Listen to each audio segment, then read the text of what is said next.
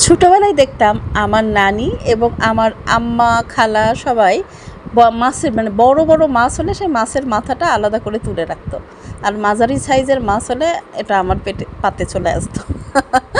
কথা হচ্ছে সেটা না, কথা হচ্ছে আমি কি রান্না করছি। এখানে আমি পেঁয়াজ কুচি, কাঁচামরিচ কুচি, প্রথমে তেল দিছি, তার ভিতর গরম মশলার ফোড়ন দিয়েছি, দারচিনি, সাদা এলাচ, তেজপাতা, তারপর পেঁয়াজ কাঁচামরিচ দিয়ে আদা রসুন বাটা, হলুদ, জিরা, ধনে সব কিছু গুঁড়া দিয়ে মশলাটা কষিয়ে নিয়ে সেই তেলাপিয়া, যেটা আমাকে মাছালা বলেছিল নদীর তেলাপিয়া, আসলে এটা হচ্ছে ঘেরের তেলাপিয়া, ঘের ওই চাষ, যাই হোক এই হাইব্রিড তেলাপিয়ার মাথাটা চিন্তা করলাম এই এত বড় মাথা আমি একা একা খেতে পারবো না, তো এটা দিয়েই হচ্ছে আজকের বগুড়ার বিখ্যাত আলুঘাটি রান্না করি।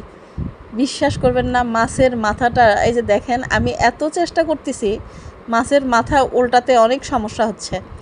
তো আমি এই মাছের মাথাটা খুব ভালো করে মশলার ভিতরে কষিয়ে নেব, 2বার কুসুম কুসুম গরম পানি দিয়ে আমি মাছের মাথা আর এক পিস মাছ খুব ভালোভাবে কষিয়ে নিচ্ছি। এমনভাবে কষাবো যাতে মানে মশলারও ফ্লেভার থাকে না, আবার হচ্ছে মাছটা কষাতে কষাতেই টেস্ট হয়। এখন আমি দিলাম সিদ্ধ করে রাখা আলু একদম ম্যাশ করে নিয়েছি, সেই আলু। এই যে এটা হচ্ছে বগুড়ার, মানে শুধু বগুড়া না, উত্তর অঞ্চলে বিখ্যাত খাবার।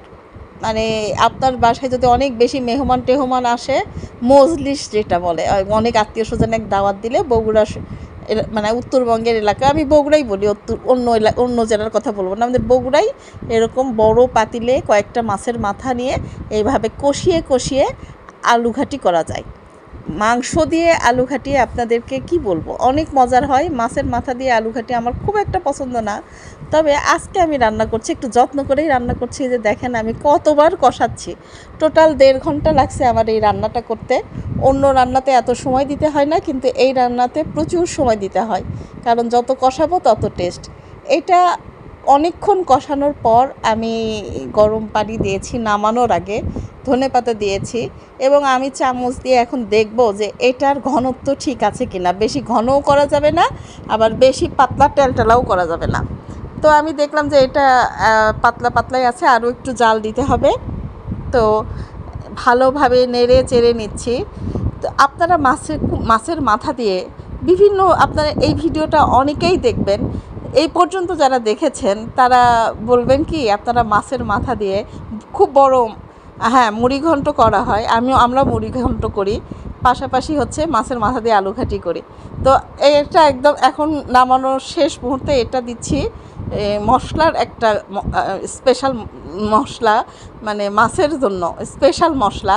এটা রাঁধুনি আছে, জিরা আছে, এগুলো একটু হালকা তেলে ব্লেন্ড করে নিয়েছি, সেটা এখন নামানোর আগে এটার এত সুঘ্রাণ হয়, বিশেষ করে রাঁধুনি দেওয়ার জন্য।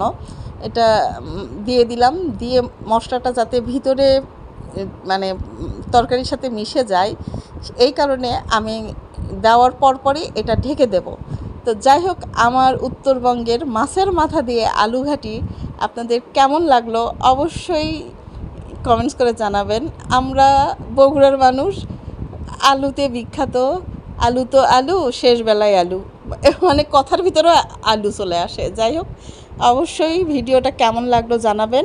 ভালো থাকবেন, সুস্থ থাকবেন, আল্লাহ হাফিজ, আসসালামু আলাইকুম।